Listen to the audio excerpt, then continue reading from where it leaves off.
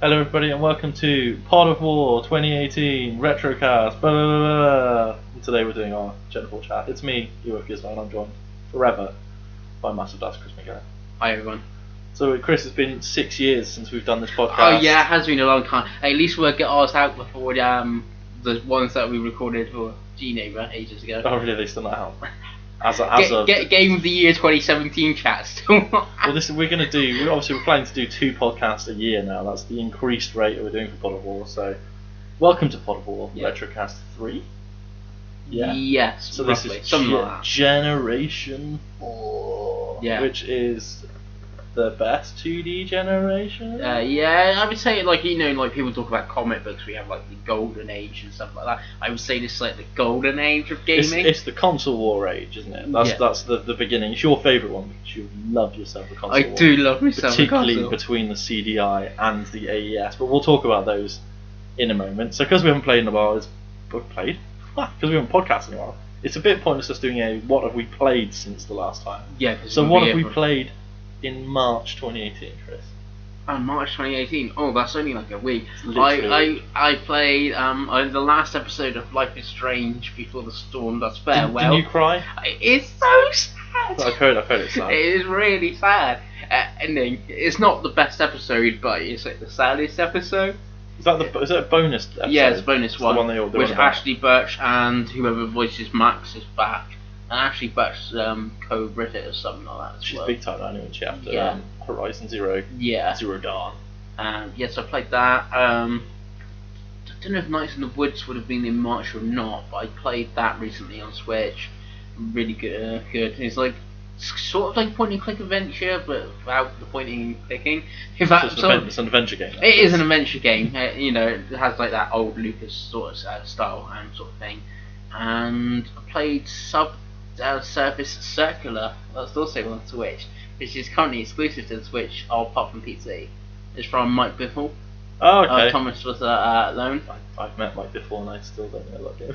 Yeah, it came out on PC last year. I think it's currently rated 10 out of 10 on Steam. Oh, well, it's good. And yeah, it is really good. We recently had a vote on the G-Neighbour forum, and I wanted to wait till I voted to play that game. It does make my list. That's how good it is. Top 10 Switch games, which is currently ongoing on the forum. So check out Bala's doing that. Yeah. Check out Bala's posts. They're good. Yeah. They're hilarious. Yeah. So many people. Monster Hunter forever. Yeah. Monster Mash forever. Yeah. That's what they could call next Monster Hunter. Monster Hunter forever. They literally need a T-shirt. Completely lost the train of thought then. Yeah. But we were talking about it earlier about the Switch's atrocious eShop at the minute. So like games like that. Like I say, I looked at the eShop yesterday. And I didn't you most probably don't even see them games. No, I just see billiards and pool and spot the difference. I always like spot the difference. Arcade. Yeah, that is like if you had to pin an issue with the Switch at the moment, it's the eShop store is pretty dreadful, and it's turning a bit into PSN and Steam where anything and everything is coming to the system, and so anything good. There'll be 20 new games this week for the Switch, and one of them will be a good game, but it will totally get lost in those 20 games. Curation. Yeah. Just needs a bit of curation. Remember when Nintendo used to have zero quality? Yeah, well, it's like it's okay having crap games on there, but like the Wii U does a better job. The Wii U eShop does a much better job of showing you what's good. Like there is crap on the Wii U shop now because they've taken all the licensing away, but like. When you go onto that storefront, it has the big games, the expansion pack, has like good categories and all that kind of stuff. So they just need to do that with the Switch. And as of we found out an hour or so ago, there is going to be a Nintendo Direct tomorrow. So could be one of the things they talk about with their online. Who knows?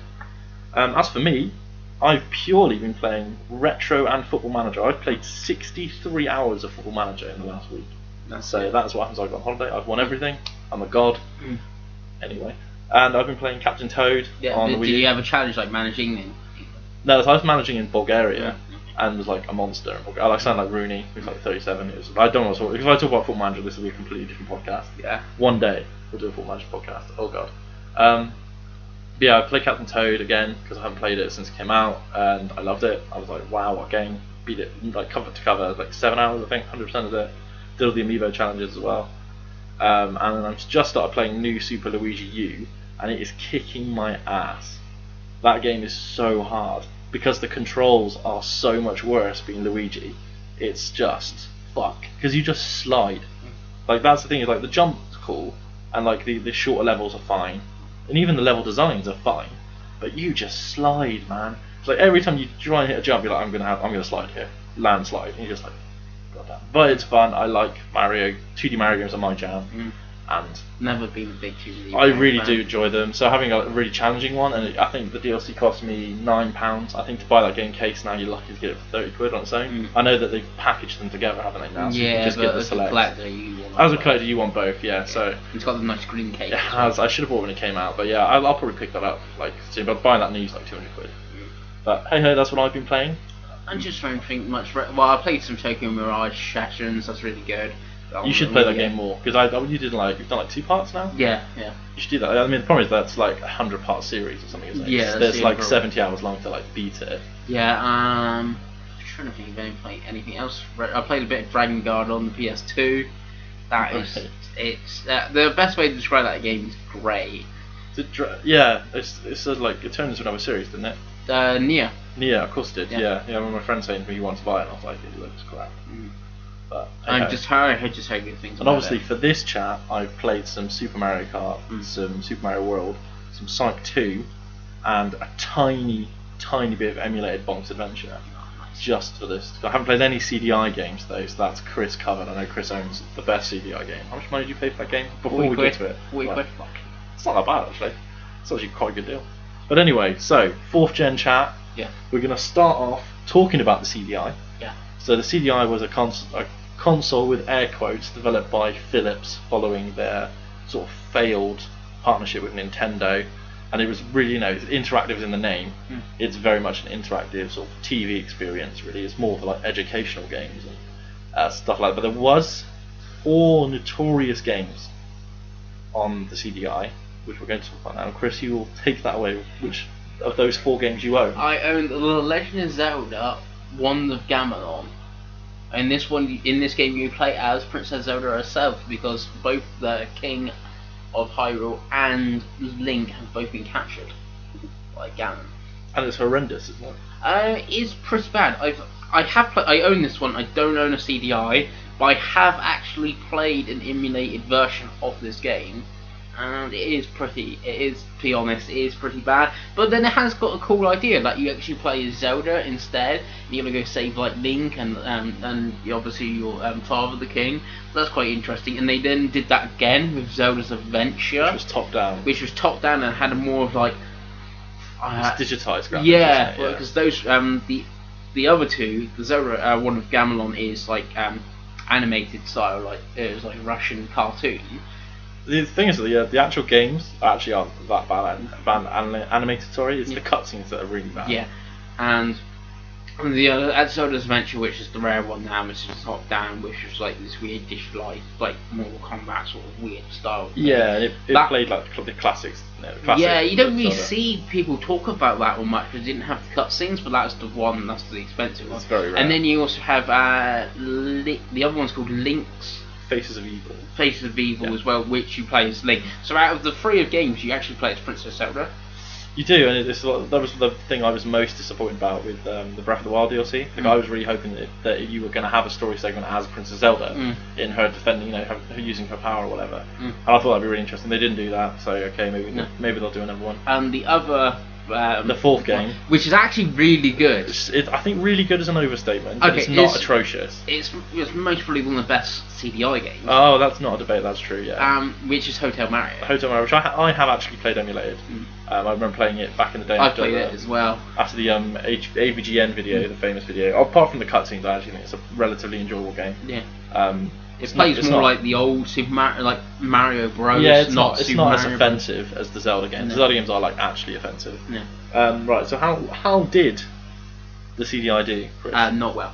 Can you remember? We haven't bothered bringing up any figures because I expected it didn't even do a million, maybe a couple. If it did, it did Yeah, I think the CDI was an interesting idea. To have a sort of set-top box, I think it had VCD support maybe. Yeah, you had to buy an adapter that went in the back of it. Yeah, so it was like early, it's very early thing. I have, like I said, I don't own a CDI, and I didn't play Wand of Gamelon on an actual CDI. But you have owned a CDI. I have owned because a CDI. You own every console ever made. No, because when had the Shop 1 came in and had a bunch of games, so I took it home with me, kept it for like a couple of weeks, But I was looking at buying decent games for it, and they were expensive. Yeah. And I can't remember what games I had, but I can always remember I watched Star Trek: The Voyage Home on it from VCD. Nice. And I always remember that there was a Madonna like music video. Which we think is Vogue. We were talking about earlier. I think the cover was like a purpley bluish sort of colour. So all Madonna fans out there, just tweet at Chris. Just to let him know what Madonna song that was. Yeah, but it was like weird, and it was like there was other music video VCDs on there, and they looked like they were most probably came like free, or they were like really cheap or something, like the packaging and stuff. It was like these were, but then it seemed weird to give away VCDs. The thing is, in magazines. it was so early. I think it was like 91. I think the CDI. So it's so early tech compared to obviously at the time VHS was on the way out. Yeah. So people were trying this new technology long before DVD. So people were trying the VCD over here. Obviously you had laser discs in America were much bigger. And obviously VCD was very popular in Japan. Yeah. But yeah, and CDI just didn't. VCD, so I think they still actually do them in a couple of Asian countries. Yeah, I think they are still supported in Japan. Yeah. To be honest with you, but it's one of those things.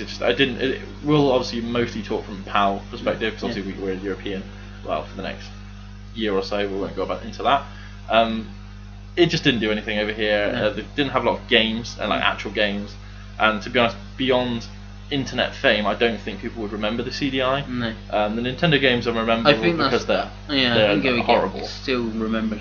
But that's it. I mean, I can name you another proper game on it. I've not played one myself. It's one of the few consoles I haven't I think played. I also played like an educational game, something on there. Oh, there's loads of stuff like that. By DK or something. Like the the encyclopedia people and stuff. But yeah, it was a strange. If I ever see one cheap, then I will pick it up. I mean, you'll buy anything cheap. I will pick it up just so I can play one down on a mystery, stream it, or like play a video. Well, in a perfect segue to the most opposite console on this list, is the complete opposite of the CDI, which is the Neo Geo AES/CD. We're going to include the CD because it's essentially just the CD is essentially a cheap version of the AES. Yes. So we're just going to include that as one console. Yeah, because some people say technically fifth. Some people say it's fifth. It came out that sort of time. Yeah, it has the same games AES. I just see and it has add-on, like really. And it has like no exclusive games. Well, for its compared to like the AES, it was just a cheap version of AES. Yeah. But the Neo Geo AES, the MVS as well, which is the arcade board, is essentially a home console version of the Neo Geo arcade systems. Yep. Just really played arcade games, almost exclusively developed and published by SNK and Neo Geo themselves, right? Yep. I don't think there was many, if any, third-party games. I think it was ACK was main games for it as well, but I think that's something to do with SNK. And it was a very premium product at the time. It did come out over here. It was something like $1,000. It was very expensive, and but it was worth it in the way like it had. Yeah, the whole purpose of it is like you can play arcade games at home. And it actually was supported up until about '99. No longer than that. There was official release like in 2004. Really? Jesus. I know it had a long life. It's like something like King of the Fighters 2002. Oh really? Wow. Okay, so it had a long life, had a really good. Then it came with arcade sticks, didn't come with the controllers. The CD came with controllers, which I believe you've owned. Have you owned both? Or have you just I've only owned the CD. Obviously, because you're not gold plated. But obviously, it had a lot of the big games. It had King of Fighters. It had Fatal Fury. It had had a really good version of Metal Slug. Like I said, it was just the arcade games. So. Samurai Showdown, I remember. Yeah, that's the thing. It is mainly fighting games, and there's a few some metal stuff. But like, you did have like a platformers. You had like Magician Lord on it, which is like a more traditional sort of game, not a fighter. But if you did like the arcade games, They had huge cartridges that were massive. Yeah, for the AES. They were literally arcade boards, basically. It's one of those. It's a weird console because it actually. Although it didn't set the world on fire, it actually financially was a success, I believe.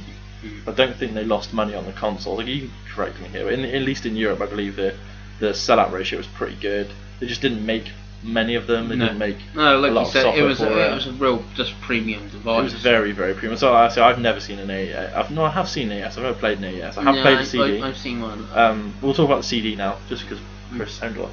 The CD was just lit, like we said. It's just a repackaged. I think did it have a 2-speed drive or a 1-speed drive? I can't remember. I think it might be different because there's the CDs, which had the Z on the end. The Z is a 2-speed drive. That's one of that. So it was like what I mean by 2-speed, which is funny because I think the slowest CDI you can buy now is like 80 speed. No. But like it's just how quickly they read the discs. The load times on the CDs are horrendous. The Mega CD was also a one CD. The time it takes to load a Neo Geo CD game, you most probably could finish a Call of Duty.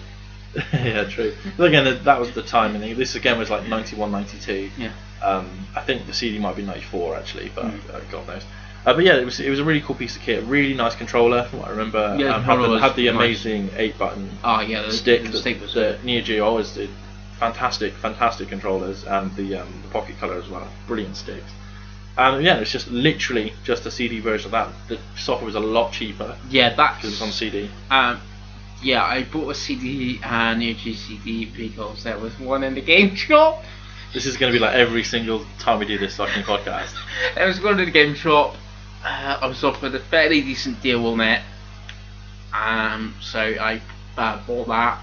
I did need to go buy a step-down converter, because obviously it was the Japanese. I need to change that power supply. It's Japanese. They are region free. And then I bought on eBay. I think I paid like £10 for King of the Fighters 98, which is on Saturn is like 40-50 quid, because you have to have the RAM cartridge. Yeah. Otherwise it won't work. And it was like 12 quid or 10 or 12 quid on. So what would you say is the best game for the Neo Geo CD and AES, in your opinion? Your favourite game? That's really hard, because I actually played on the actual hardware. I've only played King of the Fighters 98. Yeah. That's the only game. And I made a profit on my Neo Geo CD. Because once I bought the step-down converter, I had the game, and I could actually show it working and properly, I made it. eBay tips with Chris Vangeli. I made a tidy, tidy sum on it once it was like up and back thing. But it's a weird one, because really your best game is like sort of always the same game. I'm not 100% sure if it's on it, but most probably if it is, King of the Fighters 99 Ultimate Evolution. Right. I'm pretty sure it's on the Neo Geo CD as well. If it is, it's most probably that. Mine would definitely be, of the ones I've played, I've played a CD. I played Samurai Showdown, which I really like. Yeah. And I played one of the King of the Fighters. I don't remember which one. I want to say 97, but I don't remember which one. My favourite one is Metal Slug 2. Yeah. Which is, I love the Metal Slug games. Yeah, and the only issue with the CD version was it had a really, really bad load time. Better than the PS1 version, which was trash. But it wasn't good. This is That's the one problem problem with Neo Geo CD, especially the CD. It was a premium console, but SNK at the time also released their games on PS1 and Saturn, and then obviously later they released them on Dreamcast and PS2 and stuff like that. So it kind of made the system as well as irrelevant. the pocket and the pocket color. And yeah, it was like they released, and they were all the same game. It'd be weird. It'd be like Sony releasing their game on Xbox now. It's like really weird. Like Control Mantra releasing their game at the same time on like a rival system. It's just really weird. So that's really the Neo Geo. The only other thing I wanted to talk about the Neo Geo is the Neo Geo X, which came out a couple of years ago. Yeah, I remember that now. Don't buy it, it's crap. It really bad emulation. I believe it was licensed by SNK, but it's not actually them. Because obviously I don't think that company exists anymore in the way it used to. But yeah, they did basically like an emulated version. It was a really nice looking machine. Yeah. Looked like the AES, had nice controllers, but ran like dick. But that is. You did have the handheld part where you could play it, and it was like a Switch for a Switch, I guess. But it was not good. So don't buy that. If you're going to buy a Neo Geo, I would recommend pumping up the money and buying an AES or a CDZ. You need a CDZ. CDZ, yeah. If you're going to get it, buy the double disc speed. But yeah, I would recommend that right now. So the only good thing, SNK Fighters. SNK Fighters are great, but then we can SNK Fighters on everything now, aren't they? So.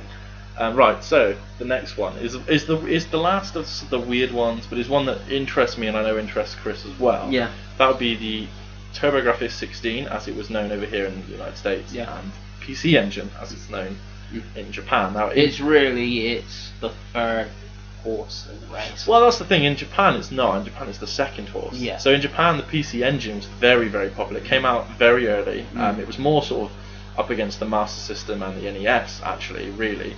It was late in that life, but it was kind of like Dreamcast, I suppose. It was late in that life, but very early in the next. And it was a 16-bit console, but it wasn't. It wasn't actually a 16-bit console. It had 16-bit GPU, I believe, but I believe the data bus was 8-bit. That's way too technical for the type of podcast we do, but it's the PC Engine. It came on games with cue cards, which were really cool, and it did really well over there in Japan. It launched in the US and did not do very well. It launched around the same time as the Genesis. which of course we know as the superior Mega Drive.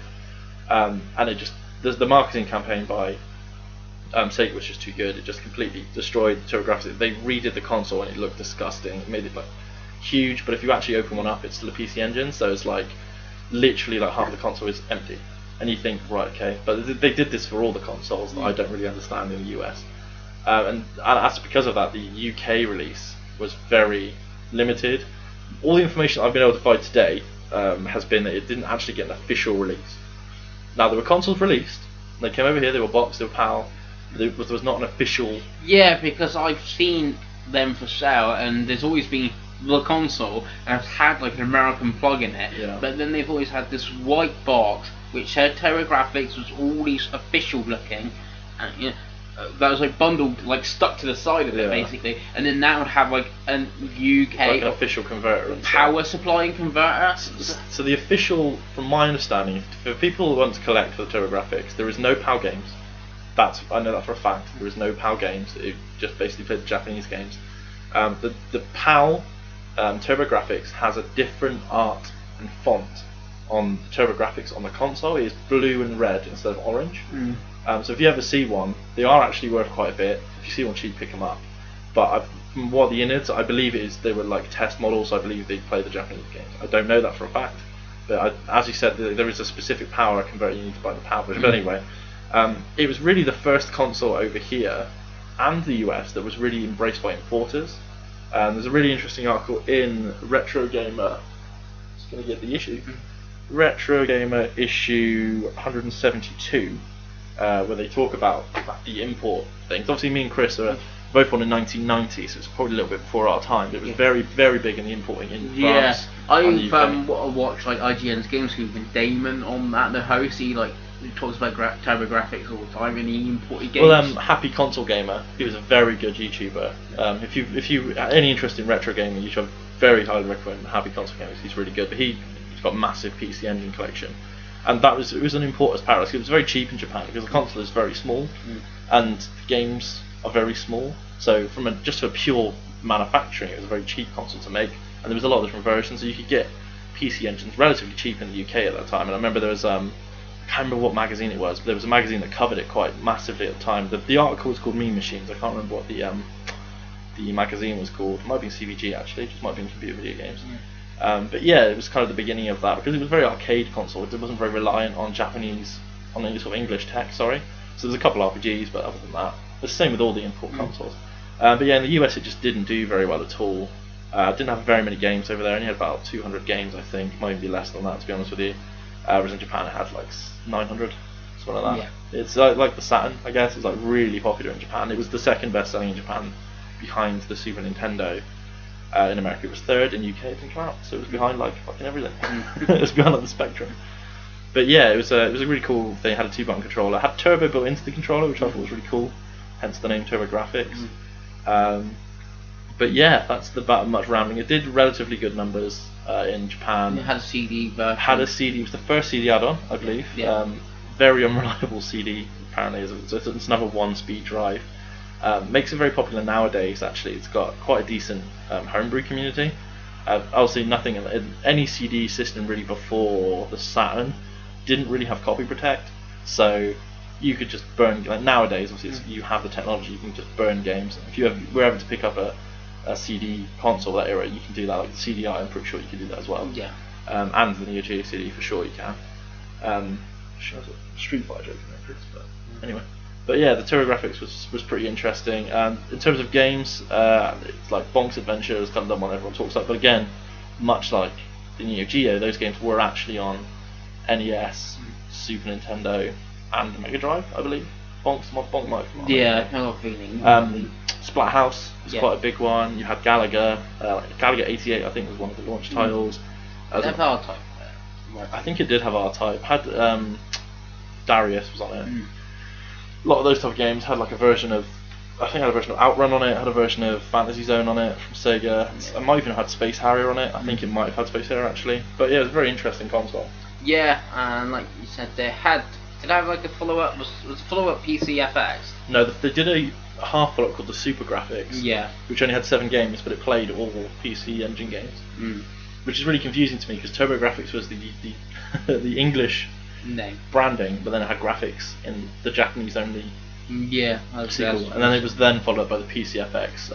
We haven't even talked about TurboGrafx was actually made by NEC, which is a big computing manufacturing company of the time. They made a lot of PCs and workstations in the US and Japan. It wasn't that big over here because obviously we've always been Commodore, and Atari, and things like that. But they were very big, and it was co-developed by Hudson Soft. Now Hudson Soft were very well known now for Bomberman. But now we've got Konami. I don't want to think about that. And they did the Mario Party games on GameCube, which is the one I always remember because I love those games. Yeah. But they actually were in on the NEC, so it was the first place you could get Bomberman and games like that. It was literally like a Bomberman every year on it, if I remember rightly. I think it was Bomberman 89, 90. I've got this weird feeling. Didn't that have the 100-player Bomberman on it or something? Didn't they set that up in an arcade or something? Yeah, because the big design flaw with the PC Engine line was there was only one controller port. So you had to buy a in America it's called the Turbo Tab. I can't remember what it's called in Japan. It was basically you plugged in and it gave you 5. Yeah. And obviously Bomberman was 5-player initially because obviously I know Saturn was 10. But yeah, it was a very weird console. It was so compact. It had such an interesting design. I personally really want one. If you can't tell from the way we talked about it, I wouldn't mind one. But what I'm always told by people, you want the PC Engine Dual because it's region free. It's much reliable, and it plays all the CD games. So it's like you got everything. So you can play all the American games, you can play all the Japanese, you can play all the CD games. Reliable, but then it's the most expensive. Yeah, it's one of those things. I think the entry level for a PC Engine, because if you were to collect for the PC Engine, there's some really good articles out there. But as sort of an overview, the first model PC Engine, the one that we know, the white PC Engine, is only RF. Yeah. But you can get those very cheap, and it's very easy to mod them. There's a very big physical modding community for the PC Engine. I don't really know why. I think it's because it started so early. I think it's always been a modding community, so it's become a very strong modding community. If you're going to collect for PC Engine, I don't recommend the TurboGrafx. I just don't think it's worth the cost of the console and only having US games. I just don't think it's worth it. I would go for a Core Graphics 1 or 2 model. They're exactly the same, they just look different because they have AV out built in. They play PC Engine games.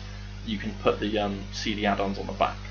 Like Chris said, if you want to play the CD games, which to be honest you probably do want to do, then you want to get the CDZ or whatever the fuck it's called, the Duo CD or whatever, because that's the most reliable thing. But if you just wanted to collect TurboGrafx, I would go for a Core Graphics. And if you just wanted to try some TurboGrafx games, the Wii U for sure. I'm not sure about the Wii. I think it's just the Wii U has a TurboGrafx. The Wii did, but now the shop's closed. The shop is closed now. Well, for the time being, the Wii U does have a TurboGrafx 16 section. It's not very strong. This should just come out it came out last year. Yeah, it's weird. To be honest with you, the emulation has vastly improved on the Wii U. Because I remember when they first started doing N64 games, it was terrible. But TurboGrafx had some really good options. It's really worth. If you want to try the TurboGrafx, I would definitely recommend the Wii U route right now, because if you're listening to this podcast, you probably own a Wii U, and you can't just sit there doing nothing. So, but that's the TurboGrafx PC Engine. That's the one that me and Chris want to buy. So look forward to our PC Engine podcast. Saying that, I would sooner mostly go for Neo Geo CD again. Well, I think the end we'll do a what we want to collect for. I think that'd be interesting. Right, for the next one, this one's gonna take a fucking while. Okay, so this is the one that I don't know what's our favourite. We'll talk about this after. So this is the Mega Drive. So, or Genesis if you're American. I do apologise that you've got the inferior name because Mega Drive is way better. Mega Drive came out in 1987, 1988. Roughly, yeah. Yeah, okay, because I always remember 91 because that's when Sonic came out, but that's not launch title. Might be 88 then, it was 3 years before. Came out in 88, very, very popular over here. Yeah. Relatively popular in the United States. Yeah. Super popular in South America. And Brazil is insane. Well, Master System's tech toy. But yeah, the thing is about I always find interesting when I look on YouTube, because if you go on YouTube and you listen to anyone talk about this generation, the previous generation, they always talk about they were close but they never really did it. In Europe, the Mega Drive outsold the Super Nintendo. Yeah. It did. Yeah. And the Master System was a very popular console over here. You've got to remember as well, in Europe at that time, Nintendo and Sega were not first party distributors. So they had other companies used to do all the marketing and all the selling. Yeah, Virgin used to do. Virgin Mastertronic used to do did the ones for Sega, and they were very popular. It was very good. It was obviously Richard Branson when he was at his best business-wise, and Virgin did a very good job of putting the Mega Drive out there. And over here it was very popular. Growing up, I remember playing. I actually owned a Super Nintendo. I still own a Super Nintendo at the time, and I was the only person I knew that owned one, because all my friends had Mega Drives, because it was just cheaper. It was cheaper to get games for it. All the games were more adult, and that's what they pushed over in the UK. And the games just were so much cheaper. I can't put into words how much cheaper they were. And we used to get all the Japanese games, whereas, as we'll talk about later, with the other console, we didn't. So it's always that weird thing I always find, because in America it's always like kind of equal. In here, until the very last minute, it was very, very Sega focused. Until Sega obviously did what they always do and fucked it up. Yeah. As for games, we could probably spend an hour talking about Mega Drive games. We'll just talk with some big ones. We'll talk Sonic 2. Yeah. I still think the best Sonic game on the Mega Drive. It is not. Until we get to the add-ons. No, it's not. Did you prefer 3? Do you? 3 plus Knuckles is better. Which is amazing. At the time, when you could put a cartridge on top of a cartridge. Yeah. Oh, it's crazy. It was so good. And obviously, you could put Sonic 2 on top of Knuckles and have Knuckles in those levels as well, which is fantastic. And you can put Sonic 1 on there, you can unlock the bonus stage. Yeah, and it's really hard to sort of put into words how important Sonic was at the time, because obviously now he's just a joke. And that makes me sad, it makes you sad, I know, but it's like he's just a joke. But at the time, it obviously was nowhere near. The Sonic games were not as good as Mario games. I'll come out and say that right now. I prefer Sonic games, but they were not as good as Mario games at the time. Super Mario World shits all over Sonic 1, 2, 3 and Knuckles. But they were just they felt more adult, because it was so fast, and it was like, just the way that like the bloody sound when you were drowning and all that stuff, having tails, it was just really cool at the time, which sounds really silly because that's like makes me sound like I'm 40, but it was really cool. Having Sonic at that time was really big, and it really did push. Like Sonic wouldn't be as popular as now if it wasn't for the Mega Drive. Like he was everywhere. It was like Mickey Mouse. Yeah. It was ridiculous, which meant that you had the platforms so you would get other games. Like I always think, when I think of the Mega Drive, I think of Streets of Rage 2. Yeah. I don't really think of Sonic. I was like, oh yeah, Sonic was Sonic, because Sonic's been released. The Sonic Mega Drive game has been released on everything afterwards. But you know, you had Streets of Rage 2. You had Golden Axe was great. Those beat 'em ups were fantastic. You had Outrun. You had Michael Jackson Moonwalker, which is a weirdly good game. You had Mortal Kombat, which had the blood. Street Fighter came later. Plus, if anyone reckons they can beat me from Mortal Kombat 2, yeah, that's right. Chris throwing down Mortal Kombat 2. But like, you had all those games on the Mega Drive, and you know, I've got over there. I've got Rocket Knight Adventures, which is a really amazing game. Really good platformers on the game. Really good arcade system. Toe Jam Now. Toe Jam Now was really good. Space Harrier 2, Super Hang On, Columns, even like these really were good games. You know, and it has a library of Phantasy Star 4, which was fucking unreal. Like generally, like if it hadn't been for Final Fantasy 6. But then I suppose actually this is a point we'll get to later. In Europe, Phantasy Star was the premier turn-based RPG, because we didn't get Final Fantasy to the PlayStation. So you think, you know, Sword of Million as well, which I really liked, and stuff like that. So and obviously you had the Shining games. Shining Force games were great. What was the ones before? Shining Force was Saturn, wasn't it? No, there was lots. They're all called Shining. They're all Shining something. Yeah, that's what I think. And there's some variations. I can't remember the name. Like you have Shining Wisdom, which might be it's like a JRPG, and then Force is like a tactical RPG. They're all part of like the series. And the weirdest thing, which is really hard to think of now, is that licensed games were fantastic at the time. So you had Aladdin, Lion King. You had Aladdin, Lion King. You had Cool Spot Goes to Hollywood, which was a 7-Up game. People forget that it was a 7-Up. It was just 7-Up. Yeah. You know, and these games are iconic. And you had the McDonald's games. The McDonald's game on the Genesis and the Mega Drive was really good, wasn't it? Yeah. Oh Jesus That's a Christ. couple of them, I think. But yeah, so you had crap as well. You had Bubsy. Yeah. Can't do anything about that. Then things like Road Rash from EA. Like Road EA, was that was the thing that made Mega Drive huge, was the sports games, I think. But they had the really good, especially in the States, because they had the licensed sports games, and they had like the Dave Lasorda baseball, whatever, Joe Montana football. Because if you look at really early Mega Drive ads from the States, that are all talking about sports. Like NBA Jam was great. We had FIFA. And like the Formula 1 game. We had FIFA International Soccer at the time, which was, I don't know if it was the first, because I have a feeling it came out on 3DO as well. But it might have been the first. It was Italia World Cup was the one I remember. It was really popular at the time. And also they had a lot of variation with the cartridges as well. So we had the biggest one that I remember was really big. Actually, was Micro Machines over here, because you had the J-Cup with the 4-player or the 8-player if you want to split the controllers. Worms was on the Mega Drive, was really, really popular as well. So it was in sort of the UK mindset, the Mega Drive was very, very just like nostalgic. It really does grow up with you. Then obviously Sega had to ruin it, so they brought out the Mega CD, known as the Sega CD in America. It came out, did about 2 million worldwide.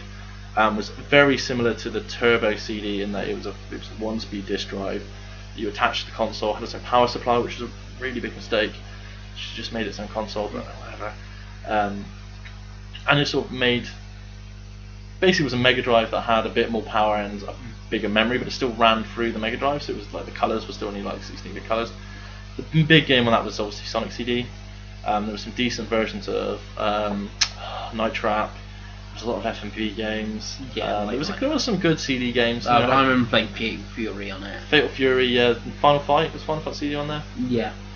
Which was great. There was like an arcade quality port at the time. That's what a lot of companies did. They just did arcade ports. So the Mortal Kombat CD game was really good. It had, it had a bigger soundtrack. It had like an orchestrated soundtrack, which was really good. But yeah, the Mega CD is one of those things. It was that sort of early 5th gen, which we'll obviously get into more when we do the 5th gen chat in 2019. But it's a lot of FMV games, a lot of long loading times and stuff. And then they really shat the bed with the 32X.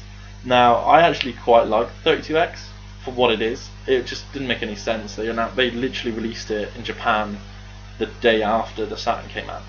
So it's like, it was 95, which is pointless, because everyone knew the Saturn was coming. It was a 32-bit console. Again, it needed its own power supply. Again, it needed to be connected to the console. It had some good games. Had Virtua Fighter, which was amazing.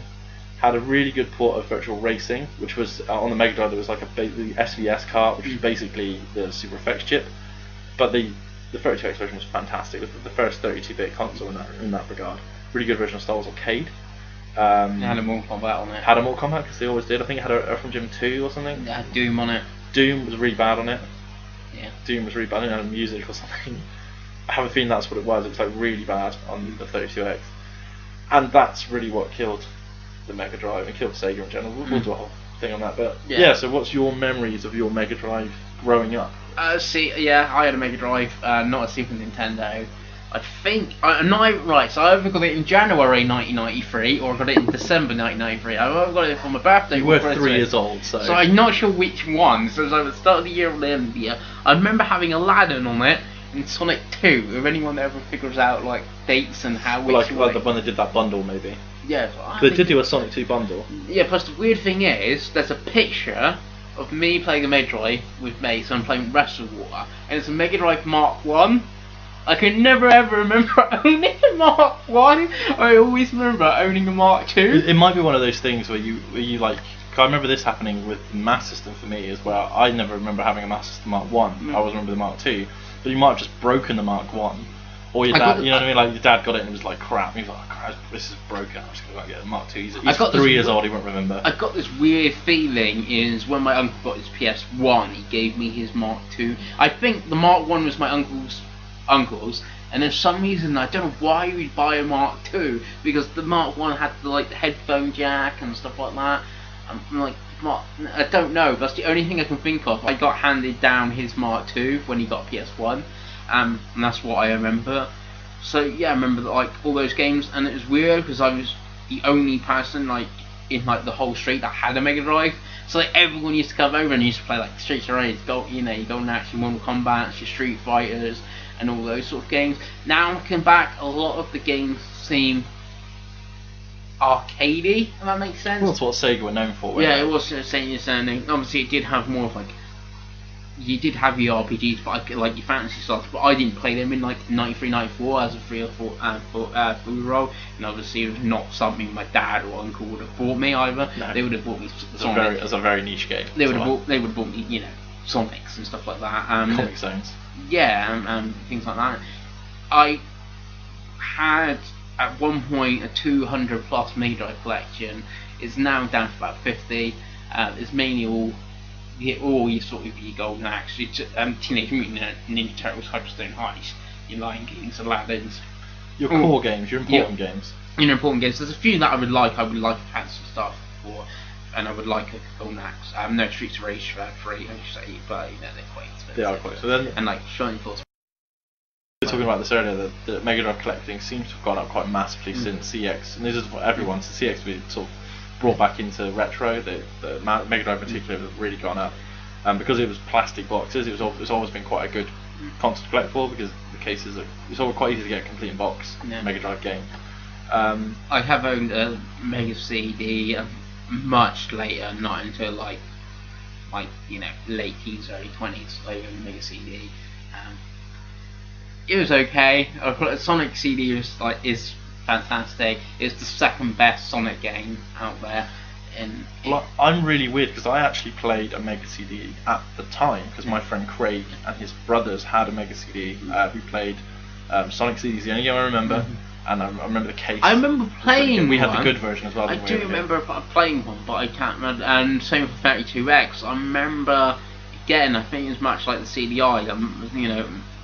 One came into like the shop and stuff, and I managed to get one like. I was like, I'll just take it home with me. What the fuck is this mushroom cloud of death? That's the same how I got Virtual Boy. It's like. And for the record, I would still buy a 32X now. Yeah. If they weren't 200 quid. But the really annoying this, I had the opportunity once. I swore it to buy Knuckles on it, and then. Knuckles Chaotix was the big Sonic game because they always put a Sonic game on these add-ons. Yeah. And no one really likes Chaotix. And I think the problem with it is because it's never been re-released. I don't think there's ever been a critical hindsight view of it, because I actually think it looks quite fun, but because at the time it wasn't Sonic 4. Yeah, it's never been. No, it's never been given a fair shake of the stick, and obviously it's one of the only games that's never been re-released. Like they re-released Sonic Fighters for Christ's sake, but they've never done Chaotix. I don't know why they haven't. But so that sort of ends our Mega Drive thing. Overall, I think we both like the console. Yes. We were talking to our favourites at the end. Yeah. I think the Mega Drive in Europe was very, very important. Very, very important to certainly us, because we were both born in 1990. So that's really the console, the earliest console for us. And when we get to the 5th gen chat, I think we'll probably see a lot more of our childhood memories. Yeah. Because those consoles, certainly for me, and I think for you as well, sort of the most important section. But for early gaming, for us, really that started it for us. So I think the Mega Drive is a great console, and even now I would recommend buying a Mega Drive. I would not recommend buying the Mega Drive. 3. No, the Mega Drive 3 isn't a thing over here. It's the AT games. Fuck. You know what the classic? You know, like got Nintendo classics. You know, like there's a word in my head here, and I can't think what it is. Like plug and play machine and stuff. They're not very good. Even the one, because obviously when the Super Nintendo and the NES one classic came out, they did re-release the AT games ones. Yeah. In like places like Asda, for example. Yeah. Where we may or may not work. They have had them in there, like they were in supermarkets and stuff. I would not recommend those because the emulation is not very good, and even with carts, the audio is terrible. They're like really bad. You can pick up a Mega Drive very cheap. I bought a Mega Drive Model 2 about 6 months ago with a mint condition controller and a SCART cable for about £20. I've only got 3 games for my Mega Drive at the moment. I've got all boxed, all in great condition, Sonic 1, Sonic 2, and Rocket Knight Ventures, which I got very cheap. All my Mega Drive games are boxed apart from one. Which is? Hyperstone Heist. Oh really? It's like my most... It's like if that was boxed. But even to get a collection like Chris's is still relatively cheap. Yeah. Compared to other consoles in this generation. I still think the PC Engine is cheaper because it's imported. But if you want to collect for it, you could buy a console on an EverDrive relatively cheap. I'm not a great lover of the EverDrive, but if you just want to play games, it's good. But I will say the Mega Drive is probably the one console of all consoles you can play elsewhere. You can get the Mega Drive collection on Xbox and PS3. You can download all the games on Xbox One at this point. The Alex Kids, the Streets of Rage, all those games are available. The Golden Axe, all of the collections you can get actually in Game Pass. So the Game Pass has a good 30-40 Sega games in it. But if you want the official hardware, I would recommend a Mega Drive. I would not recommend a 32X, and I would not recommend a Mega CD unless you get one cheap. Or buy a Multi-Mega.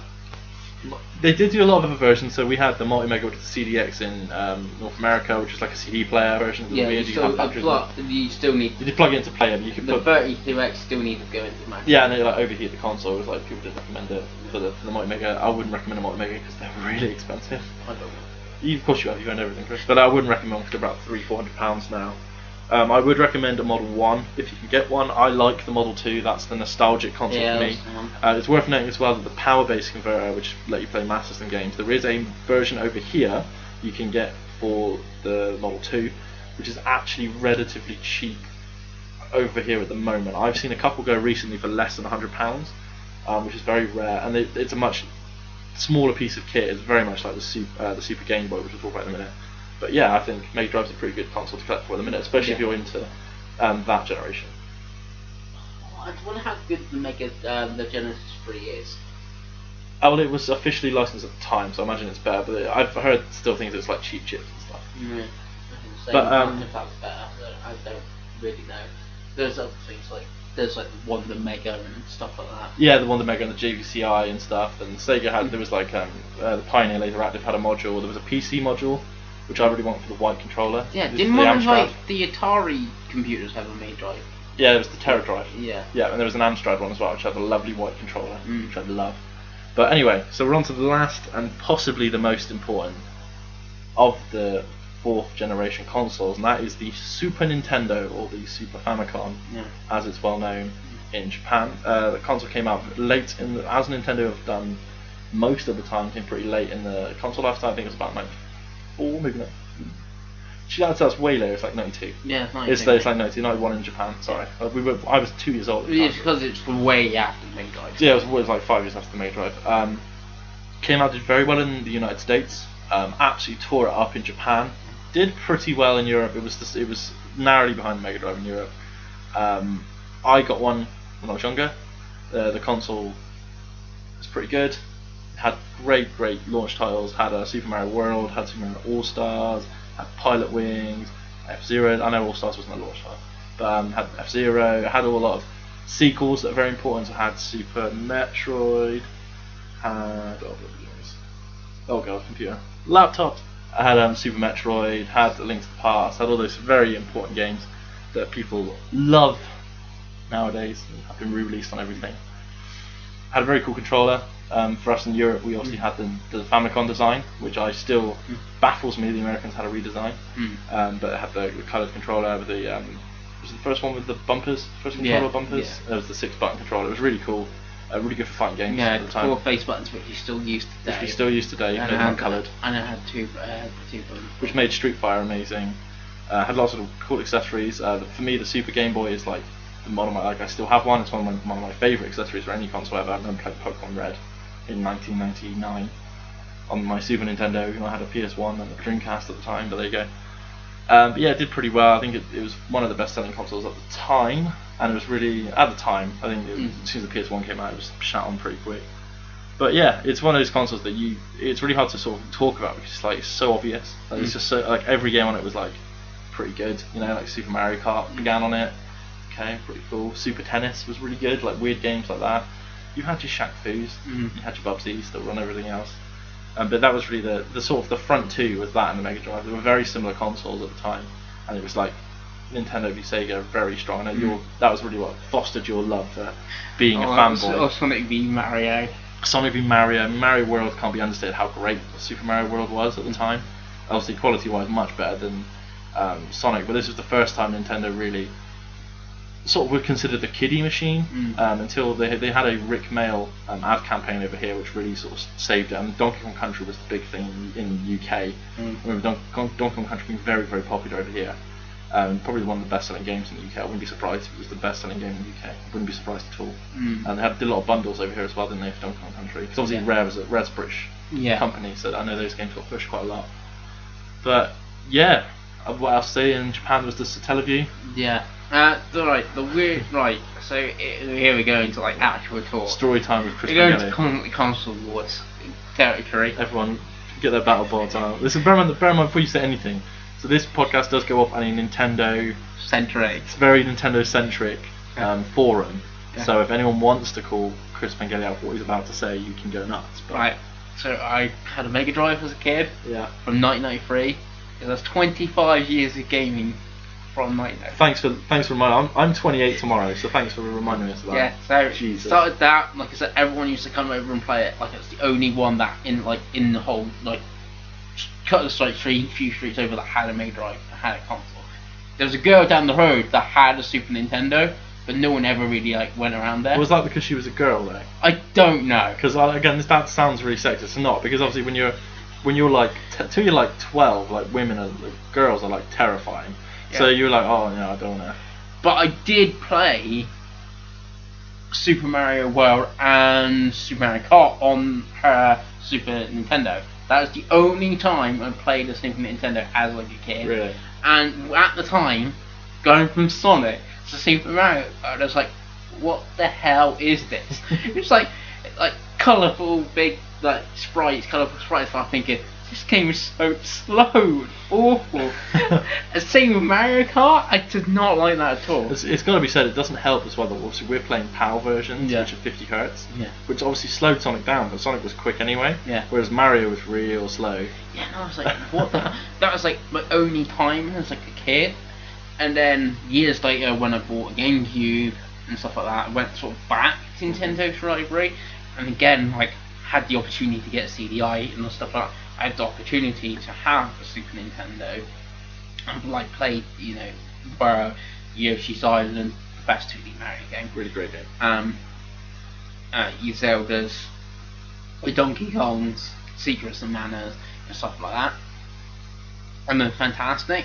And it's like this really weird thing because now when we talk Super Nintendo, we bring up Chrono Trigger and Final Fantasy VI and all them, which we didn't even. That's like, so I've actually got a note in my notes here that says PAL problems. So the biggest problem we had is we didn't get any of those Square Enix games. We didn't get Earthbound as well. We didn't get Earthbound. We didn't get Mario RPG. We didn't get Chrono Trigger, which only came out over here on the DS, was the only release it's ever had physically. We didn't get Final Fantasy 4 or 6. We didn't get Final Fantasy in PAL until 7 on the PlayStation. And going back, like straight off now, do not collect for the Super Nintendo. That's my genuinely, because if you go back, they are the games that hold up the most. Yeah. So the only real RPGs we had was Secret of Mana, and there was one more. Secret of Evermore? Secret of Evermore, Illusion of Time was it? Something like that. Well, the RPGs were not strong in European regions. And that was like the really weird, because it's like now, if you, like you say, don't collect for it, but now if you're going to go buy a Super Nintendo, you know about, or I can have this like adapter to play import games. I can play Final Fantasy VI. Yeah. So it's this really weird thing. It's like I got the more nostalgia for the Mega Drive, but the SNES is the better console. The SNES has better. I think the SNES has a core better game. So and the different, like, you go back. I was about to Sega Arcade. Sega has better arcade games. SNES has better games. SNES has better, more modern games for sure. Yeah.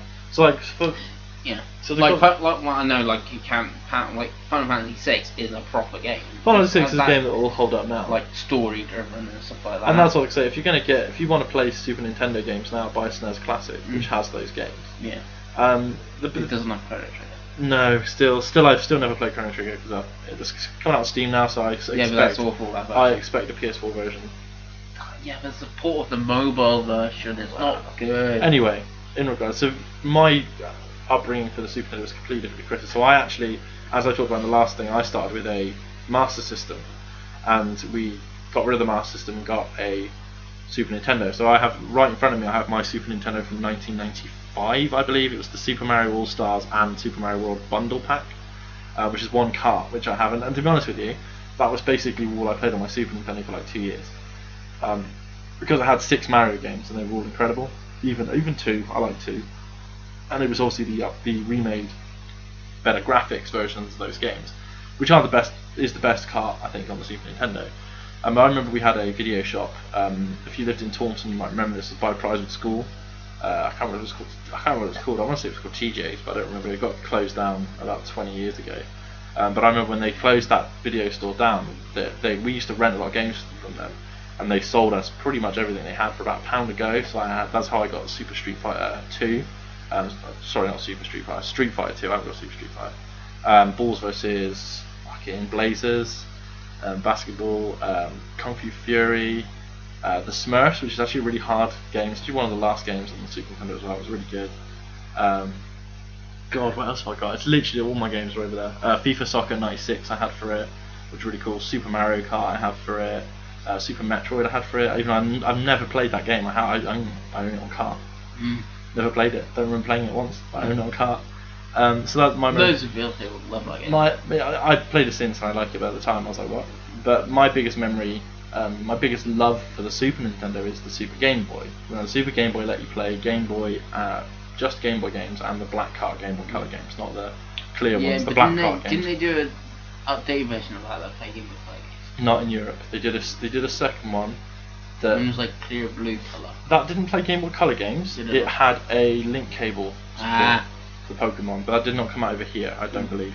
But yeah, I had a Super Game Boy, and certain games were in colour. There was Super Pack games, like Kirby Adventure was one of them, was all in full colour. Donkey Kong was really good. The Game Boy Donkey Kong was really good on the Super Game Boy.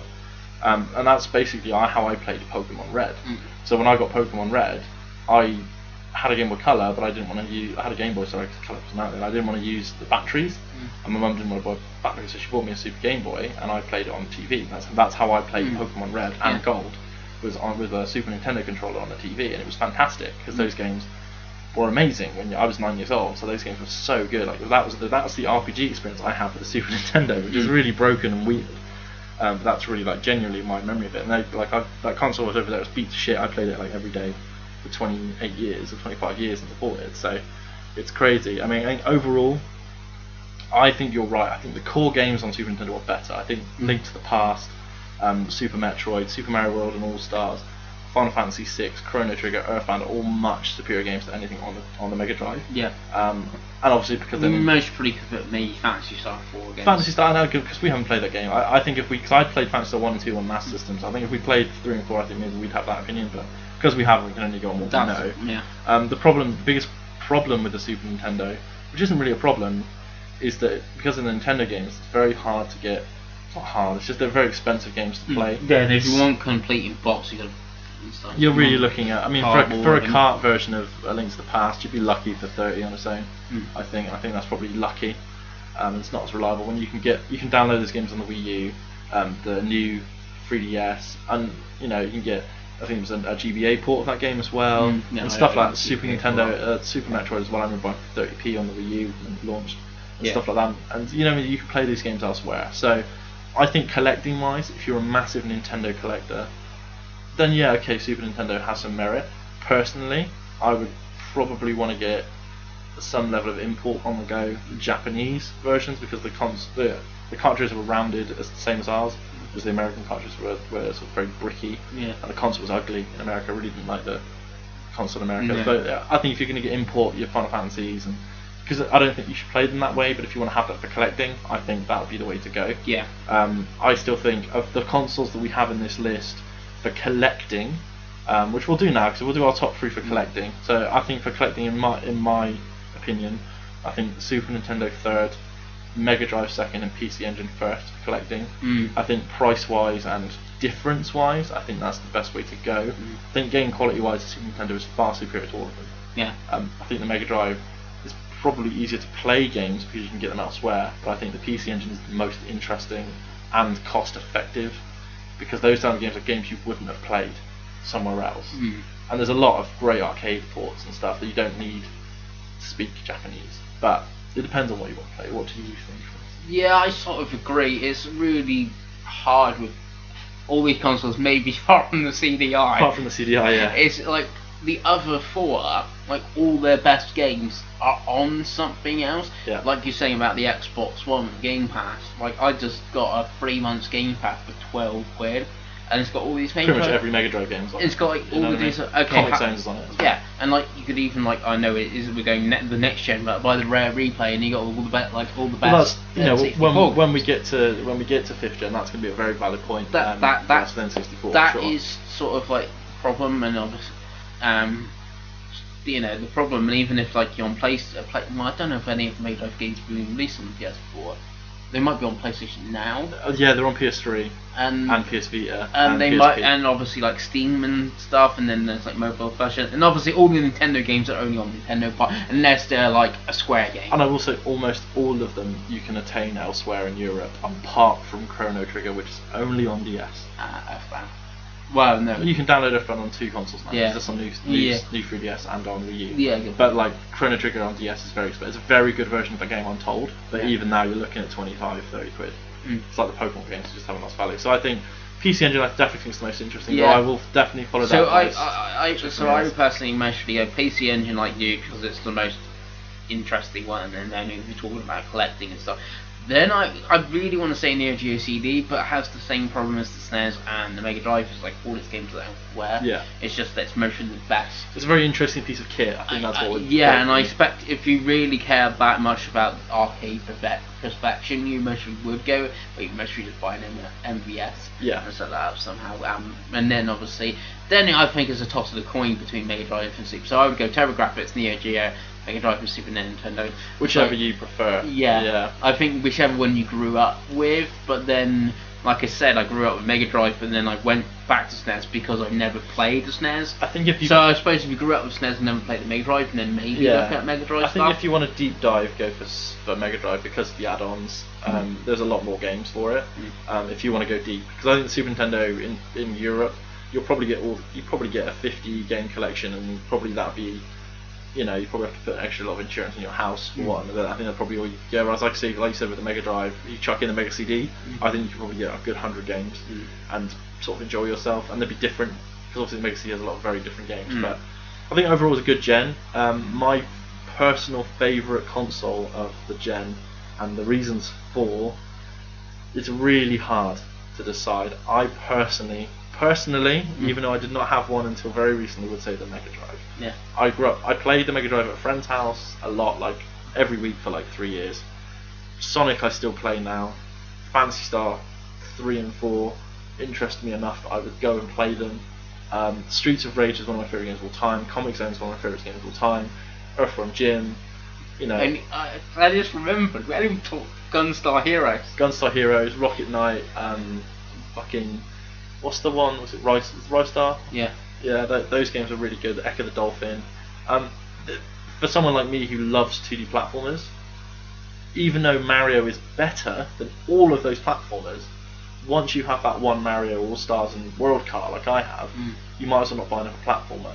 Donkey Kong Country is great, but it's nowhere near the quality of a Mario game. And to be honest with you, 1 and 2 were amazing, 3 isn't really worth it, and they're quite, you know what I mean, like, give me 20 platformers that are slightly different, and I just think there's something about Sega, because Sega is a dead hardware manufacturer.